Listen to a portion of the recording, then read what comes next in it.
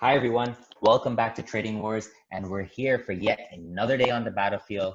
Today is Friday, the last battle of the week, and I'm going to be breaking down the intraday price action for the S&P 500. And if you're ready, let's step into the war zone.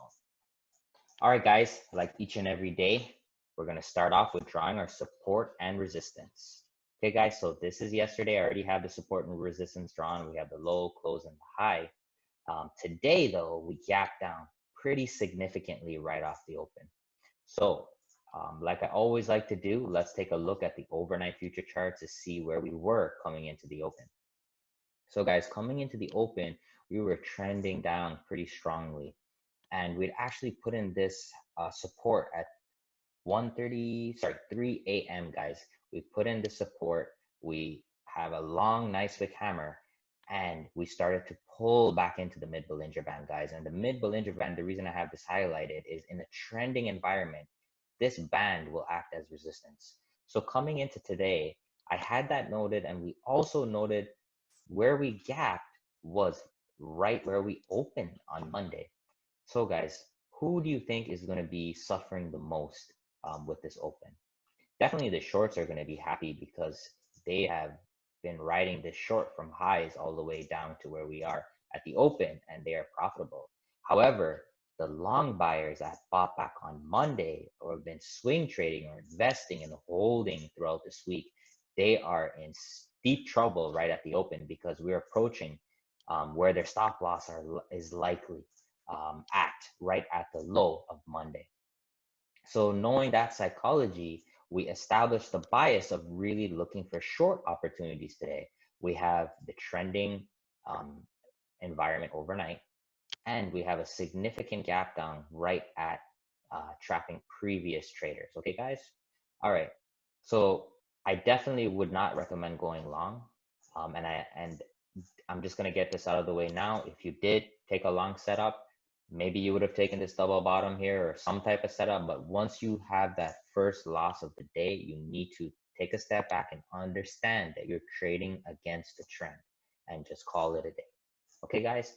So in terms of shorts, what was the setup? So I want to share something with you guys. So on my Twitter, I posted this entry for this short live, guys, live today.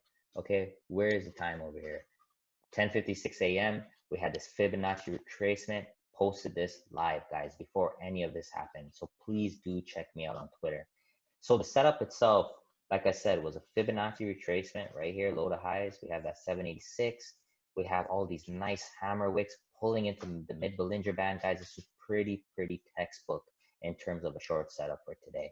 We pulled in, we had our hammers, entry below the low, stop above the high, and you easily can hit 3.6R on the day. And I would have recommended you to keep trailing as you go lower and lower just because we had the ability to pull the rug today and just completely drop into the close. A little trick is on Fridays. It's very volatile because people have to make decisions of whether they want to hold this into the weekend. Do they want that risk or not? And I was definitely anticipating some type of further drop. So even if you were trailing conservatively, guys, you should have at least gotten 3R on that short today.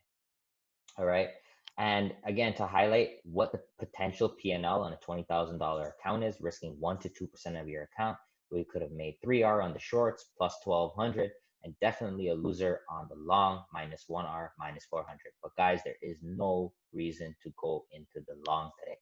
There is no valid reason, and I try to present to you guys each and every day that establishing your bias and sticking to your bias is the most critical. And guys, even though the longs had a loser, this is the power of day trading.